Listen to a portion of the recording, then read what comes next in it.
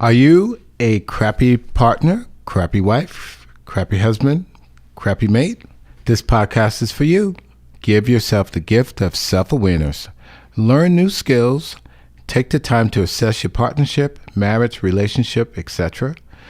So how are we going to do this? Start by taking the Crappy Mate quiz. The quiz can be found on our website, www.crappymate.com, on Pinterest, Crappy Mate, Instagram and Facebook, Crappy Mate Podcast. We will dedicate episodes to discussing the quiz topics. In further episodes, we will be exploring common problems, the speed bumps that occur in relationships. Also, we will introduce time-tested skills and helpful hints to enhance your relationship, and we invite you, our listeners, to contribute your thoughts, questions, or concerns regarding relationships. Welcome to the Crappy Mate Podcast.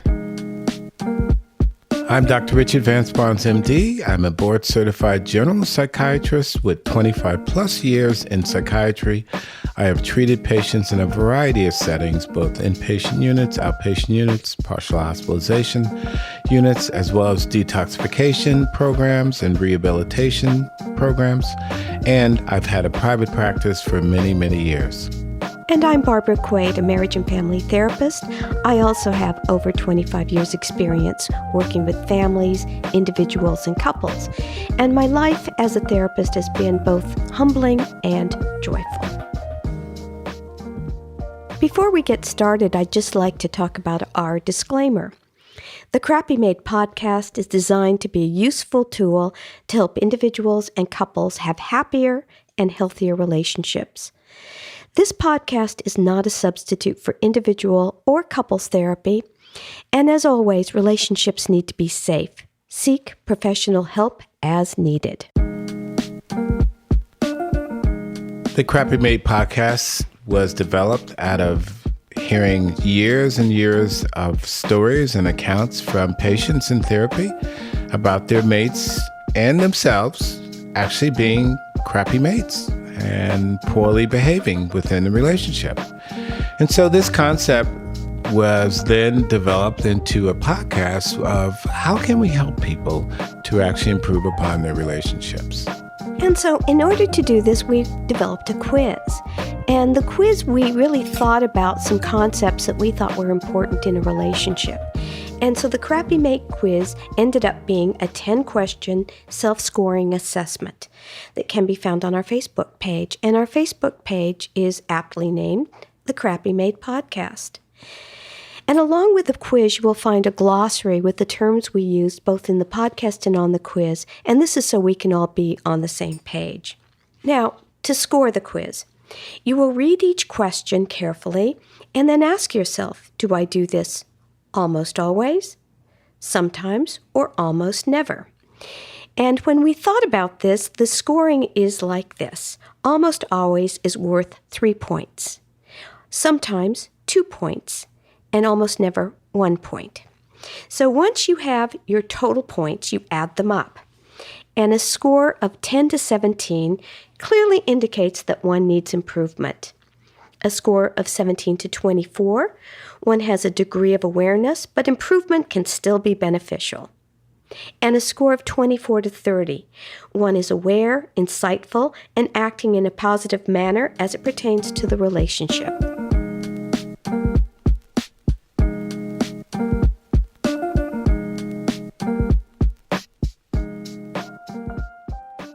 Welcome to the Crappy Mate Podcast. Today's episode will be part 2 of living with a partner, a spouse, mate, etc., who may be experiencing depression. And as we spoke about in the last episode, Barbara, we honed in on the whole notion that we need to be looking and asking for the idea whether or not hopelessness may be present in that person who's experiencing depression. Because depression, in my opinion, in my clinical experience, it's really dangerous when people have that thought of utter hopelessness because they believe that it's never going to get better. And in that situation, that is the danger of depression in my mind, because that can lead to suicidal thoughts and even suicidal behavior. So living with someone who has depression can be on a whole scale, where there's just a little bit of depression or when you're talking about this hopelessness. So really, in this episode, what I'd like our listeners to come away with is that there are some skills that you can hone in on to help you to live with a partner who has depression. So what does it look like for the partner who is watching their mate experience depression? So I just came up with this. It's kind of a lot of patients that I've seen over the years, but this is kind of what it looks like. So in this case, the husband gets up in the morning, the wife is on the couch because she hasn't come to bed at night, and TV's on, and she's asleep. He goes to work, he works all day, he comes home, and she's pretty much in the same position. She hasn't dressed, she hasn't bathed, the dishes haven't been done since the last time he took care of the dishes, maybe a day ago. Bed's unmade. If there's kids, they're running around and they're not being taken care of properly. They're maybe in the same old clothes. Maybe it's dark in there because the lights are either dimmed or the shades are down. And so he starts to get angry. It's frustrating. Probably his thought process is something like this. What have you done all day? I've been at work. I'm the one that's at this point taking care of us, bringing home the bacon, so to speak. I'm the one that's pretty much doing most of the chores in the house, buying the groceries, fixing food for us. And what are you doing all day? You're laying around and you don't go to bed at night. Nothing has changed. Maybe you're not taking care of yourself. You're not bathing. You're not putting on clean clothes. That's what it looks like for the partner often. Well, I would say in that situation as well, the frustration and the anger is at times over the top for people. And they may or may not have these outlets to be able to continue to deal with what they're seeing and what their partner is portraying and displaying in their behavior. So I think it's really important to talk about how do we deal with that? How do we get people to understand and be able to manage their own feelings and their own behaviors and actions as they are watching this loved one really go down this track, this ride of depression and utter despair. So in my mind, there are some key things that actually have to happen for that partner who is living with their mate, their significant other, their spouse, whom is experiencing depression. So one of the things that comes to mind for me is that we have to have an understanding of what is happening. And this is what I feel is at the heart of how we can survive this. And that is an understanding and empathy. We need to understand what are the issues, what are the events that may have brought that person, our mate, to this depressive state. And so there are a number of things that might be involved. And I think about life issues, a new job, for instance, even though that's a wonderful thing and that may be very exciting, it is wrought with stress potentially and can lead to a depression. A move to a new city, a move to a new house, for instance. Any kind of health issue will also quite often impact one's mood and can lead to a depression. So I think that understanding that and understanding even the family history of your mate, there may be a significant depressive history within the family line that will impact your mate and lead to a greater opportunity of developing a depression. So I think it's important to gather that understanding of not only depression itself, but what your mate, your partner, your significant other, your spouse is going through. I think that's very important. Barbara, there are some other things too that we have to do to develop this skill set so that we can continue to support our mate, but also not enable, because I think it's a very delicate balance when we are living with someone who is experiencing a depression. I think that we have to be able to help, but not to enable. And that's very delicate. That's a delicate way of being. And what does that look like? I think it looks like, okay, I'm making all the appointments for that person and I'm telling them what to do and I'm picking up all the slack and I'm not having any expectations of them, that would be enabling. That would be enabling. And then on the other hand is empathy. And how do you create empathy? And with empathy, I think comes compassion and patience, because I think you're going to need a lot of patience when you're living with a spouse, a partner, a mate with depression.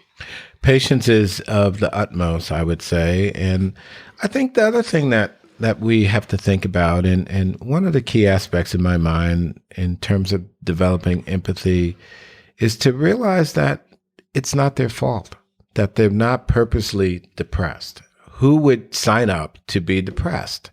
People don't set out to create a depression for themselves that then impacts their loved ones.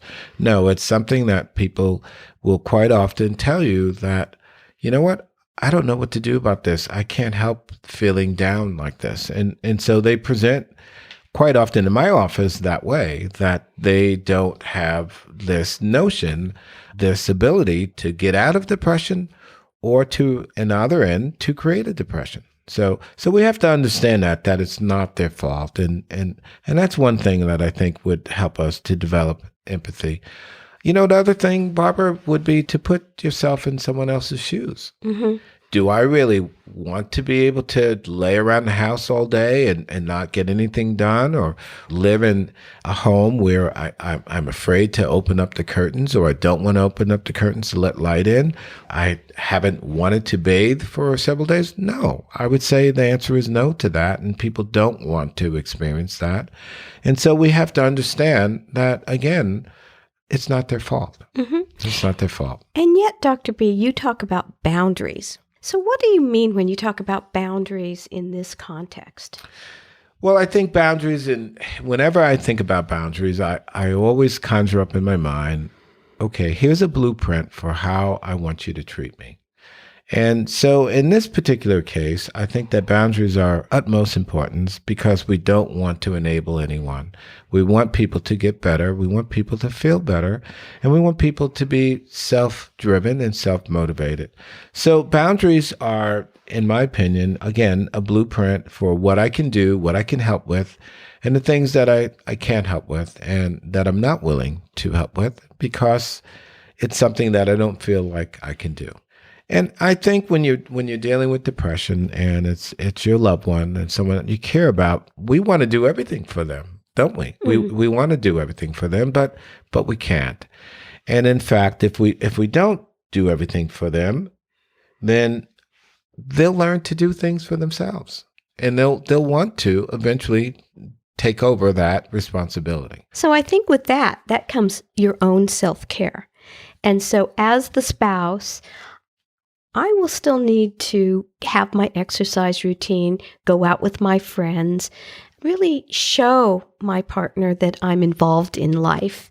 And that means all those things that we do for ourselves, continuing to meet people, exercising, eating well, going to work. Oh, yes, yeah, socializing. Mm-hmm. I think the other aspect to this is that if I'm taking care of myself, I'm going to model this for my depressed partner. And I think that's really a key aspect and a key way that people actually get better in therapy anyway. They're modeling after their therapist. And so I think modeling is another aspect to that. And the self-care and the things that you do to take care of you really impact your partner who may be experiencing this depression.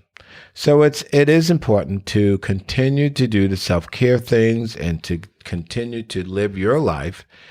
You know, the other aspect to this is, and I'm reminded of this quite often, is that when you're living in the same space with someone whom is experiencing depression or anxiety, for instance, you could feel that yourself. And so you want to be preventative of your own depression, and you don't want to have that happen based on the fact that you are involved with this person and living in the same space.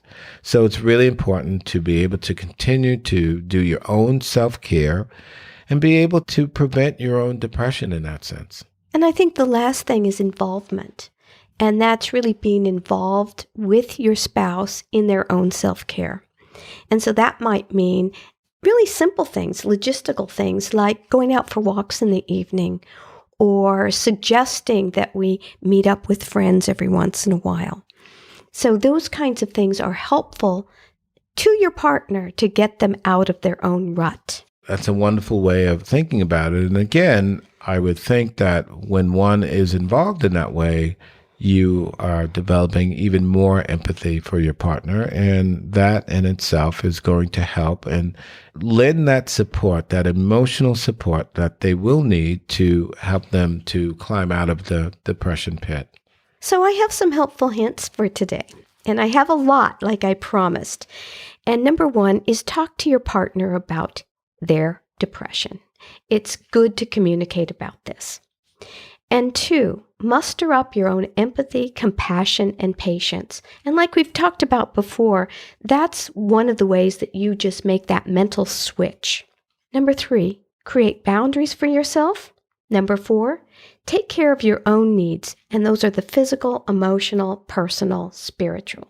And five, if you're asked to by your partner, to notice depressive symptoms, because I think sometimes it's a slippery slope and we can ask our partner to, just let us know if they are noticing anything, any changes.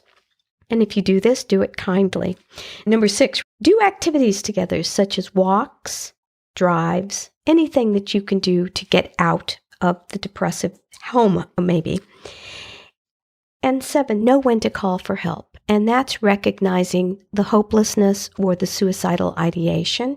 And number eight, again, I'm going to talk about NAMI, which is the National Alliance on Mental Illness.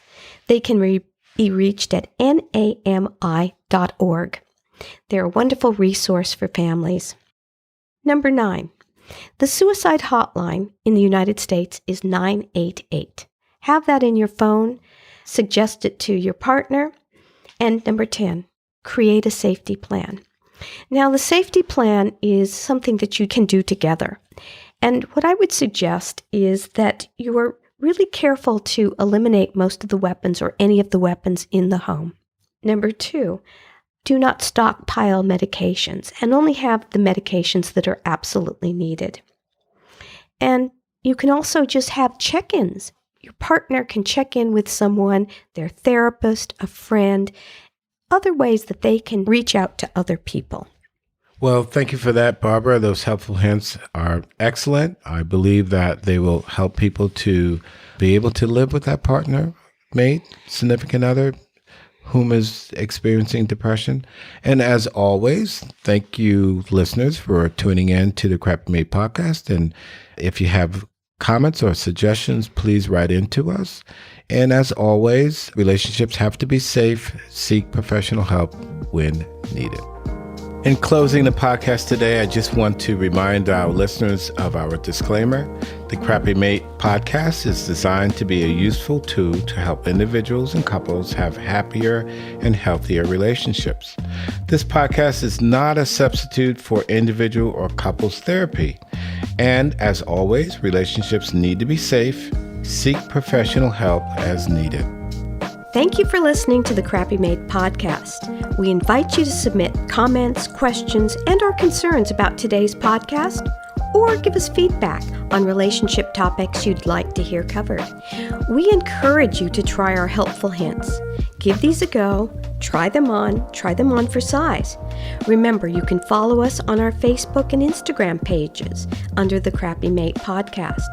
Our website is www.crappymate.com. And please be sure to subscribe. Thank you for listening.